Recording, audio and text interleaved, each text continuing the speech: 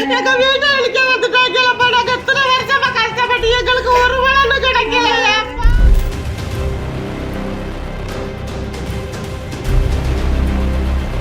புறம்போக்கு நிலத்தில் வீடு கட்டியிருந்ததாக இடிக்க வரும் அதிகாரிகள். உயிரை மாய்த்து கொள்ள முயன்ற பொதுமக்களால் பரபரப்பு.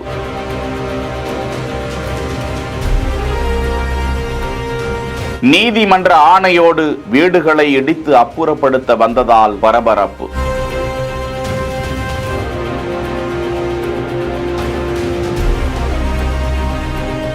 புதுக்கோட்டை மாவட்டம் கந்தர்வக்கோட்டை அருகே மேலூர் கிராமத்தில்தான் நெடுஞ்சாலை ஓரமாக சிலர் புறம்போக்கு நிலத்தை ஆக்கிரமித்து கடந்த 50 ஆண்டுகளுக்கும் மேலாக அந்த பகுதியில் வீடு கட்டி வாழ்ந்தும் விவசாயம் செய்தும் பிழைப்பு நடத்தி வருகிறார்கள். அந்த பகுதியை சேர்ந்த மதியழகன், சந்திரசேகர் உட்பட 4 குடும்பத்தினர் மீது அரசு புறம்போக்கு நிலத்தை ஆக்கிரமித்து வாழ்ந்து வருவதாக கூறி அந்த பகுதியை சேர்ந்த மனோகரன் என்பவர் கடந்த 2021ஆம் ஆண்டில் நீதிமன்றத்தில் வழக்கு தொடர்கிறார். அந்த வழக்கில் தற்போது தீர்ப்பு வந்திருக்கிறது. புறம்போக்கு நிலத்தை ஆக்கிரமித்திருந்தால் அந்த வீடுகளை அகற்றி நடவடிக்கை எடுக்க வேண்டும் என உத்தரவு வர மாவட்ட நிர்வாகத்தினர், காவல்துறையினர் பாதுகாப்போடு மின் வாரியத்தினர் மற்றும் ஜேசிபி எந்திரத்தோடு அந்த பகுதிக்கு வந்துவிட்டனர். அந்த வீட்டு பெண்கள் இப்படி கேள்வி எழுப்பி கதறி கொண்டிருக்கிறார்கள். உள்ளூர் இளைஞர்கள் பலரும் பாதிப்புக்குள்ளான மக்களுக்கு ஆதரவாக நெடுஞ்சாலைகளில் மரக்கட்டைகளை போட்டு மறியல் போராட்டத்தில் ஈடுபட்டதால் பரபரப்பு நிலவ, மறுபக்கம் எரிபொருளை